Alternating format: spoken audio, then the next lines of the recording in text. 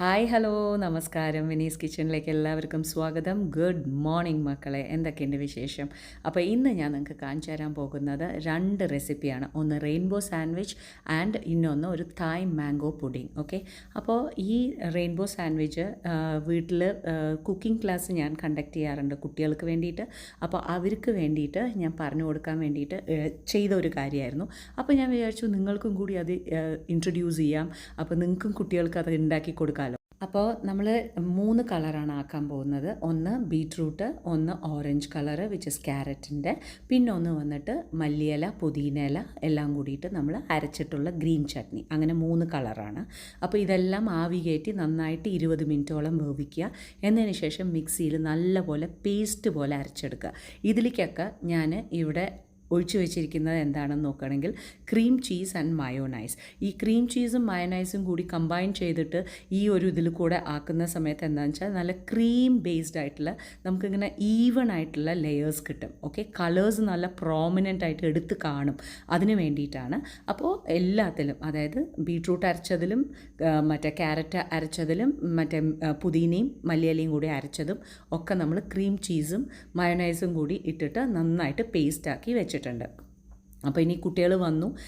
എല്ലാ സമ്മർ ബ്രേക്കിലും ഇവിടെ ജൂലൈ ഓഗസ്റ്റിൽ ഞാൻ കുട്ടികൾക്ക് കുക്കിംഗ് ക്ലാസ് എടുക്കാറുണ്ട്. 2 ബാച്ചായിട്ടാണ് പോകാറുള്ളത്. ചെറിയ കുട്ടികളും വലിയ കുട്ടികൾക്കും തന്നെ ആയിട്ടുള്ള രീതിയിൽ. അപ്പോൾ ഇവിടെ നോക്കുകയാണെന്നുണ്ടെങ്കിൽ ഒന്നുമില്ല, 4 പീസ് ബ്രെഡ് എടുക്കുക. എന്നിട്ട് ഓരോ ലെയറായിട്ടുള്ള രീതിയിൽ നിങ്ങൾ ഈ നമ്മൾ തേച്ചിരിക്കുന്ന ക്യാരറ്റ്, നമ്മൾ വെച്ചിരിക്കുന്ന ബീട്രൂട്ട്, നമ്മൾ വെച്ചിരിക്കുന്ന ആ മിൻറ്റ്, ഇതിപ്പോൾ കുട്ടികൾ ചെയ്യണ കണ്ടോ, അതുപോലെ തന്നെ നന്നായിട്ട് തേച്ചിട്ട് ഒന്നിൻ്റെ മുകളിൽ ഒന്നായിട്ട് സ്റ്റാക്ക് ചെയ്തിട്ട് നടുവിൽ വെച്ച് കട്ട് ചെയ്യണമെന്നുണ്ടെങ്കിൽ നിങ്ങളുടെ കുട്ടികൾക്ക് ഭയങ്കര ഇഷ്ടമായിരിക്കും. ഡെഫിനറ്റ്ലി നിങ്ങൾ ട്രൈ ചെയ്ത് നോക്കണം. നല്ല സൂപ്പറായിട്ടുള്ള റെയിൻബോ സാൻഡ്വിച്ച് റെഡി ആയിരിക്കും. അപ്പോൾ ഒന്നുമില്ല പണി, നമ്മളിത് മാത്രം ഒന്ന് ചെയ്ത് വെക്കുക. എന്നതിന് ശേഷം ഒന്നിൻ്റെ മുകളിലായിട്ട് സ്റ്റാക്ക് ചെയ്യുക. എന്നിട്ട് നമ്മൾ നീറ്റായിട്ടുള്ള ഒരു ബ്രെഡ് കട്ടിങ്ങിൻ്റെ നൈഫ് കൊണ്ട് നമ്മൾ കട്ട് ചെയ്ത് കഴിഞ്ഞിട്ടുണ്ടെന്നുണ്ടെങ്കിൽ നല്ല സൂപ്പറായിട്ടുള്ള ഒരു റെയിൻബോ സാൻഡ്വിച്ച് റെഡി. പിന്നെ ഞാൻ കുട്ടികൾക്ക് 2 റെസിപ്പിയും കൂടി പറഞ്ഞു കൊടുത്തിട്ടുണ്ടായിരുന്നു. ഒരു ഫ്രൂട്ട് ടാക്കോ, പിന്നെ വന്നിട്ട് ഒരു റൈസ് കേക്കിൻ്റെ ഫ്ലവർ ആണ് ഞാൻ പറഞ്ഞു കൊടുത്തിട്ടുണ്ടായിരുന്നത്. സോ 3 റെസിപ്പി ആയിരിക്കും അവർ ചെയ്യുന്നുണ്ടാവുക.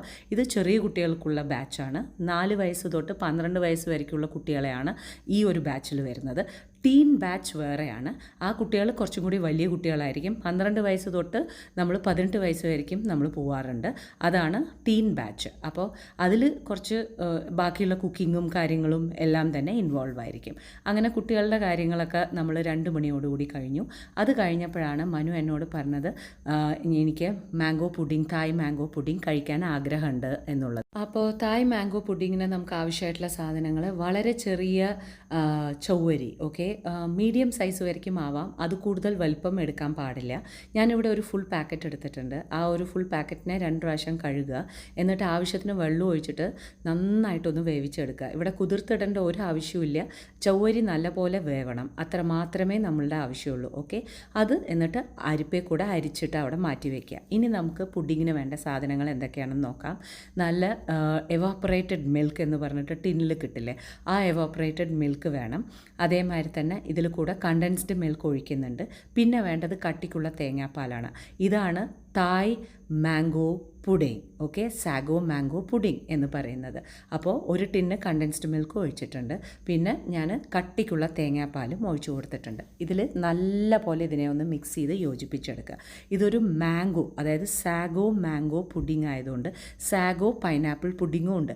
അപ്പോൾ മാംഗോ പുഡിംഗ് ആയതുകൊണ്ട് നല്ല പഴുത്ത മാങ്ങ അരച്ചിട്ട് അതും കൂടി ഇതിലേക്ക് അരച്ച് ചേർക്കുക. അപ്പോൾ നന്നായി അരക്കണമെന്ന് ചോദിച്ചാൽ അരക്കേണ്ട ആവശ്യമില്ല. എന്നാൽ എല്ലാം കഴിക്കാനും കിട്ടണം. ഓക്കെ, അപ്പോൾ നന്നായിട്ട് ഇങ്ങനെ കിട്ടിക്കഴിഞ്ഞിട്ടുണ്ടെങ്കിൽ നല്ല സ്വാദാണ്. ഓക്കെ, നന്നായിട്ടൊന്ന് ഇളക്കുക. അപ്പോൾ ഇതെല്ലാം കമ്പൈൻഡ് ആയിരിക്കണം. നന്നായി കമ്പൈൻഡ് ആയി കഴിഞ്ഞിട്ടുണ്ടെന്നുണ്ടെങ്കിൽ നമ്മൾ വാർത്ത് വെച്ചിരിക്കുന്ന നമ്മുടെ ചൊവ്വരി അതിലേക്ക് ഇട്ട് കൊടുക്കുക. അതിലേക്ക് ഇട്ട് കൊടുത്തിട്ട് നന്നായിട്ട് ഇളക്കണം. അപ്പോൾ ഞാൻ ഒരു പാത്രം മാറ്റിയിട്ടുണ്ട്, എന്ന് വെച്ചാൽ അതിൻ്റെ ക്വാണ്ടിറ്റി കുറച്ച് കൂടുതലായതുകൊണ്ട്. എന്നിട്ട് ഇപ്പോൾ നമ്മൾ മിക്സ് ചെയ്ത് വെച്ചിരിക്കുന്നതിനെ അതിലേക്ക് ഇട്ട് കൊടുക്കുക.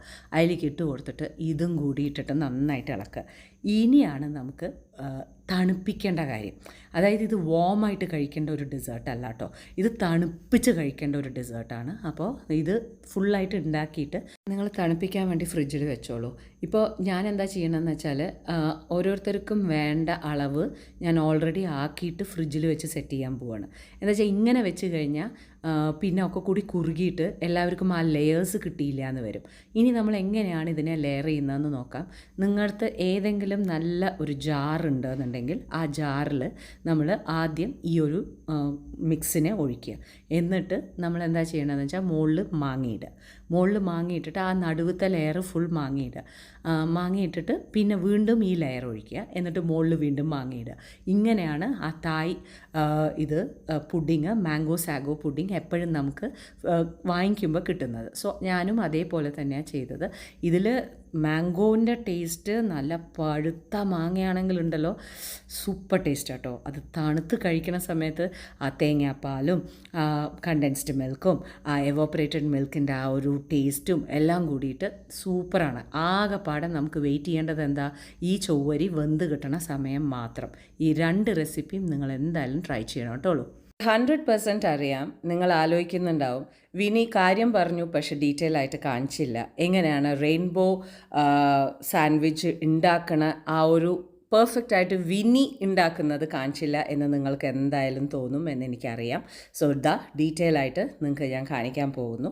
അപ്പോൾ നമ്മൾ 3 അരച്ച സാധനങ്ങൾ നമ്മൾ മാറ്റി വയ്ക്കുന്നു. അതിൽ 3 എണ്ണത്തിലും സെപ്പറേറ്റ് ആയിട്ടുള്ള രീതിയിൽ തന്നെ നിങ്ങളുടെ സ്പ്രെഡിങ് നൈഫ് വെക്കുക. ഒന്നോടൊന്ന് നിങ്ങൾക്ക് കലർക്കാൻ പറ്റില്ല.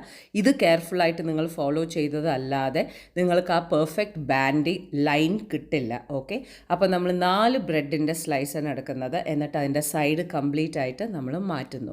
എന്നിട്ട് നിങ്ങളുടെ ചോയ്സാണ്, എങ്ങനെ വേണമെങ്കിലും കളേഴ്സ് നിങ്ങൾക്ക് ആദ്യം അവസാനം നടുവിലേക്ക് എന്ന് നിങ്ങൾക്ക് കാണിക്കാം, നിങ്ങൾക്ക് സ്പ്രെഡ് ചെയ്യാം. പക്ഷേ ഞാനിവിടെ തുടങ്ങുന്നത് മിൻറ്റിലാണ്. ആ പുതിനയും നമ്മുടെ മല്ലിയിലയും കൂടി അരച്ചതിലേക്ക് ക്രീം ചീസും കൂടി ഇട്ടിട്ട് മയനൈസും കൂടി ഇട്ടിട്ടുള്ള ഈ ഒരു സ്മൂത്ത് ടെക്സ്ചർ അപ്പോഴേ വരുള്ളൂ. ഇല്ലെങ്കിൽ തിപ്പായിട്ടുള്ള രീതിയിൽ നിൽക്കും. ഈ ഒരു സ്മൂത്ത് ടെക്സ്ചർ വരാൻ വേണ്ടിയിട്ടാണ് നമ്മളത് ചെയ്യുന്നത്. ഇനി ഇവിടെ നിങ്ങൾ ഈ സ്പ്രെഡിങ് മെത്തേഡ് നോക്കുകയാണെങ്കിൽ ഇതിനെയാണ് കോർണർ ടു കോർണർ സ്പ്രെഡിങ് എന്ന് പറയുന്നത്. ഈ കോർണർ ടു കോർണർ സ്പ്രെഡിങ് ചെയ്ത അല്ലാതെ നിങ്ങൾക്ക് ആ ഒരു ലൈൻ കറക്റ്റായിട്ട് നിങ്ങൾക്ക് ഡിഫറെൻറ്റ് ലൈൻസ് കിട്ടില്ല. അപ്പോൾ നമ്മൾ മിഡിലിൽ മാത്രം കോൺസെൻട്രേറ്റ് ചെയ്തു, സൈഡിൽ കോൺസെൻട്രേറ്റ് ചെയ്തിട്ടില്ല എന്നുണ്ടെങ്കിൽ ആ ബ്രെഡ് മുറിക്കുന്ന സമയത്ത് ഈ ഒരു കളർ ഉള്ളിലേക്കായി പോകും, അതല്ലാതെ വെളിയിലേക്ക് അത് കാണിക്കില്ല. സോ കോർണർ ടു കോർണർ ആയിട്ടുള്ള രീതിയിൽ തന്നെ നിങ്ങൾ കോൺസെൻട്രേറ്റ് ചെയ്ത് ചെയ്യണം. ഇവിടെയാണ് സമയമെടുത്ത് ചെയ്യേണ്ട ഒരു കാര്യം. അപ്പോൾ ഒരെണ്ണം കഴിഞ്ഞു എന്നുണ്ടെങ്കിൽ അതിനെ മാറ്റി വയ്ക്കുക. എന്നിട്ട് അടുത്ത ബ്രെഡിലേക്ക് കോർണർ ടു കോർണർ തേക്കുക. ഈ ഒരു ടൈം കൺസംഷൻ ഇവിടെ മാത്രമേ നിങ്ങൾക്ക് വരുള്ളൂ. അതല്ലാതെ ഇതിനൊരു വലിയ പണിയൊന്നുമില്ല. ഓക്കെ, നമ്മൾ ബ്രെഡ് ടോസ്റ്റ് ചെയ്യുന്നില്ല, നമുക്ക് വേറെ റെസിപ്പി ആയിട്ടുള്ള രീതിയിൽ വേറെ ഒന്നും തന്നെ നമുക്കിതിന് വേണ്ടിയിട്ട് ചെയ്യാനില്ല. ഇവിടെ ടൈം എടുത്ത് ചെയ്യേണ്ടത് ആകെ ഒരു കാര്യം മാത്രമേ ഉള്ളൂ. ഇതിനെ സ്മൂത്ത് ഫിനിഷ് കൊടുക്കാനായിട്ടും ഇതിനെ കോർണർ ടു കോർണർ ആയിട്ടുള്ള രീതിയിൽ നീറ്റായിട്ട് ഫിനിഷ് ചെയ്യാനുള്ള ഒരു പ്രോസസ്സ് ഇത് മാത്രമാണ്. ഓക്കെ, അപ്പോൾ അടുത്തത് ഞാൻ ചെയ്യുന്നത് എന്താണെന്ന് വെച്ചാൽ ക്യാരറ്റാണ് നമ്മൾ ചെയ്യുന്നത്. ഈ ഒരു വീഡിയോ ഞാൻ കട്ട് ചെയ്യാതെ ഇത്രത്തോളം ഞാൻ നിങ്ങൾക്ക് കാണിക്കുന്നതിൻ്റെ കാരണം എന്താ വെച്ചാൽ ഞാൻ ഓരോ സ്ലൈസും ഞാൻ എത്ര ടൈം എടുത്തിട്ടാണ് കോർണർ ടു കോർണർ ചെയ്യുന്നത് എന്ന് വേണ്ടിയിട്ടാണ് ഞാൻ കാണിക്കുന്നത്. എല്ലാവരുടെയും ഈക്വലായിട്ട് സ്പ്രെഡ് ചെയ്യുകയാണ്. ഇനി നമ്മൾ തേർഡ് വൺ നമ്മൾ ഫില്ല് ചെയ്യാൻ പോവുകയാണ്, അതായത് സ്പ്രെഡ് ചെയ്യാൻ പോവുകയാണ്. അത് ബീട്രൂട്ടാണ്. ബീട്രൂട്ട് എപ്പോഴും ഒരുപാട് ആവശ്യം വരില്ല, ബിക്കോസ് അത് പെട്ടെന്ന് തന്നെ സ്പ്രെഡായി കിട്ടും. അതുകൊണ്ട് തന്നെ നമുക്ക് മറ്റുള്ളതൊക്കെ ചെയ്യുന്ന പോലെ അതിൻ്റെ ഒരു ഹാഫ് ക്വാണ്ടിറ്റി എടുത്താൽ മതി. അപ്പോൾ നിങ്ങൾക്ക് നല്ല പോലെ അത് സ്പ്രെഡായി കിട്ടും. പിന്നെ പെട്ടെന്ന് തന്നെ നമുക്ക് അറിയാൻ പറ്റും അത് കോർണറിൽ കിട്ടിയിട്ടുണ്ടോ ഇല്ലയോ എന്നുള്ളത് നമുക്കറിയാൻ പറ്റും. മറ്റേതൊക്കെ ശരിക്കും നമ്മൾ കീനായിട്ട് നോക്കിയാൽ മാത്രമേ കോർണർ എത്തിയിട്ടുണ്ടോ എന്ന് നമുക്കറിയാൻ പറ്റുള്ളൂ. ഇതിൻ്റെ ഒരു കളർ കാരണം കൊണ്ട് പെട്ടെന്ന് തന്നെ നമ്മൾ ബീട്രൂട്ടിൻ്റെ കാര്യത്തിൽ ഒരു തീരുമാനം കിട്ടും. ഓക്കെ, ഇനി ഞാനിവിടെ ബീട്രൂട്ടിൻ്റെ കൂടെ ഒന്നും തന്നെ ആഡ് ചെയ്തിട്ടില്ല. നിങ്ങൾക്ക് വേണമെങ്കിൽ എന്ത് ഫ്ലേവറിങ് വേണമെങ്കിലും ആഡ് ചെയ്യുക. ഒരു കാര്യം മാത്രം നിങ്ങൾ ആലോചിക്കണം, കളർ മാറാനുള്ള അനുവാദം ചെയ്യരുത്. ലൈക്ക് ഫോർ എക്സാമ്പിൾ ഇതിൻ്റെ കൂടെ മിൻറ്റ് ഇടുക, ഇല്ലെങ്കിൽ വേറെ എന്തെങ്കിലും ഇട്ട് കഴിഞ്ഞിട്ടുണ്ടെങ്കിൽ ആ കളർ പോയി പോവും. അതിന് വേണ്ടിയിട്ടാണ് ആ നാച്ചുറൽ കളർ മെയിൻറ്റെയിൻ ചെയ്യുന്നത്. പിന്നെ ഓറഞ്ച് കളർ ക്യാരറ്റിന് ഇല്ലാത്തതിൻ്റെ കാരണം എന്താ കാര്യം എന്ന് വെച്ചാൽ നമ്മൾ ഒന്നും തന്നെ അതിൽ നമ്മൾ ഒന്നും ആർട്ടിഫിഷ്യൽ കളേഴ്സ് നമ്മൾ ആഡ് ചെയ്യുന്നില്ല. എൻ്റെ ആ ക്യാരറ്റ് വെന്ത് വന്നപ്പോൾ ഇങ്ങനെയാണ് കളർ ഉണ്ടായിരുന്നത്. ആ കളറ് മയോണൈസിൻ്റെ കൂടെ ആയപ്പോൾ ഈ ഒരു കളർ വന്നു എന്നുള്ളത്. ഓക്കെ, അപ്പോൾ നമ്മളിനി ലെയർ ചെയ്യാണ്. ഇവിടെയാണ് നമ്മൾ ശ്രദ്ധിക്കേണ്ടത്. ഓരോ ലെയേഴ്സും നമ്മൾ ചെയ്യുന്ന സമയത്ത് നമ്മുടെ കൈ നമ്മൾ തുടച്ചിട്ട് വേണം ചെയ്യാൻ. ആദ്യം ഞാൻ ക്യാരറ്റിൻ്റെ എടുത്ത് വെച്ചു, എന്നിട്ട് ഞാൻ കൈ തുടച്ചു, എന്നിട്ടാണ് ഞാൻ അടുത്ത ലെയർ മിൻറ്റ് ലെയർ വെക്കുന്നത്. ലെയർ മുകളിലേക്കായിട്ടുള്ള രീതിയിൽ വെക്കുക, എന്നിട്ട് നമ്മൾ നീറ്റാക്കി അറേഞ്ച് ചെയ്യുക. ഇനി നമ്മൾ എന്താ ചെയ്യേണ്ടതെന്ന് വെച്ചാൽ അടുത്ത ബ്രെഡ് മുകളിൽ വെക്കുക. അപ്പോൾ നമ്മുടെ 4 ബ്രെഡും കറക്റ്റായിട്ടുള്ള രീതിയിൽ ആക്കി. ഇനിയാണ് നമ്മൾക്ക് അതിൻ്റെ സൈഡ്സ് ഒന്ന് തുടച്ചു കൊടുക്കേണ്ടത്. ഒരു ചെറിയ ടിഷ്യൂ പേപ്പർ എടുത്തിട്ട് നല്ല പെർഫെക്ഷൻ വരാൻ വേണ്ടിയിട്ടാണ് കേട്ടോ. ഇനിയിപ്പോൾ ധൃതി വെച്ചിട്ടാണ് നിങ്ങളുടെ റെയിൻബോ സാൻഡ്വിച്ച് ഉണ്ടാക്കണമെന്നുണ്ടെങ്കിൽ ഈ ഒരു സ്റ്റെപ്പൊന്നും നിങ്ങൾ ഫോളോ ചെയ്യേണ്ട കാര്യമില്ല. പക്ഷേ എന്നാൽ കൂടിയിട്ട് നമുക്കൊരു കാര്യം നമ്മൾ ചെയ്യുന്ന സമയത്ത് ആ ഒരു പെർഫെക്ഷൻ എന്നുള്ളത് എനിക്ക് തോന്നുന്നു എൻ്റെ കുക്കിങ്ങിൽ എനിക്ക് എപ്പോഴും ഒരു ചെറിയ കാര്യമാണെങ്കിൽ പോലും എനിക്കത് വന്നിട്ടില്ലെങ്കിൽ എനിക്ക് സമാധാനം കിട്ടില്ല. അങ്ങനെയുള്ള ഒരാളായതുകൊണ്ടാണ്. പ്ലസ് ഞാൻ കുട്ടികൾക്ക് പഠിപ്പിച്ചു കൊടുക്കുമ്പോഴും ഞാനിത് ഭയങ്കര ഇമ്പോർട്ടൻ്റ് ആയിട്ട് പഠിപ്പിച്ചു കൊടുക്കുന്ന ഒരു കാര്യം തന്നെയാണ്. ഒരു കാര്യം നമ്മൾ ചെയ്യേണ്ടതെന്നുണ്ടെങ്കിൽ അത് വലുതോ ചെറുതോ നമ്മുടെ ജീവിതത്തിൽ നമ്മൾ ആദ്യം പഠിക്കേണ്ടതെന്ന് വെച്ചാൽ ആ കാര്യം മര്യാദയ്ക്ക് ചെയ്യാൻ നമ്മൾ പഠിക്കണം. ഓക്കെ, സോ അത് നമ്മൾ ക്ലീൻ ചെയ്ത് വെച്ചിട്ടുണ്ട്. ഇനി ഒരു ബ്രെഡിൻ്റെ നൈഫ് എടുക്കുക, എന്നിട്ട് നല്ല ഷാർപ്പ് നൈഫായിരിക്കണം. ഒരൊറ്റ മുറിക്കലിൽ അത് മുറിഞ്ഞ് കിട്ടണം. നന്നായിട്ട് ഒരു ട്രയാങ്കിൾ ഷേപ്പ് ആയിട്ടുള്ള രീതിയിൽ അതിനെ മുറിച്ചെടുക്കുക. ഓക്കെ, നമ്മൾ സ്ക്വീസ് ചെയ്യരുത്, എൻഡ് ടു എൻഡ് മാത്രം പിടിച്ചിട്ട് നമ്മളൊരു സാൻഡ്വിച്ച് കട്ടിങ് പോലെ തന്നെ ചെയ്യുക. ഇപ്പോൾ ഇത്രയും കളേഴ്സ് ഇതിൽ വന്നിട്ടുണ്ട് കണ്ടോ. അതിനെ ക്ലീൻ ചെയ്തിട്ട് വേണം അടുത്ത ബ്രെഡ് തൊടാനായിട്ട്. ഓക്കെ, അപ്പോൾ ഇങ്ങനെ നിങ്ങൾ തുറക്കുന്ന സമയത്ത് you will have A clean band. Okay, അപ്പോൾ നമ്മൾ ക്ലീൻ ആയിട്ടുള്ള രീതിയിലാണ് ആ ലൈൻസ് കിട്ടുന്നത് നിങ്ങൾ. അപ്പോൾ നിങ്ങൾക്ക് ആ ലൈൻസ് ക്ലീൻ ആയിട്ട് കിട്ടണം എന്നുണ്ടെങ്കിൽ ഈ ഒരു സംഭവം എന്തായാലും ഫോളോ ചെയ്യുക. അപ്പോൾ റെയിൻബോ സാൻഡ്വിച്ച് എങ്ങനെ ഉണ്ടാക്കേണ്ടത് എന്ന് പറഞ്ഞു തന്നു എന്ന് വിശ്വസിക്കുന്നു. ഓക്കെ.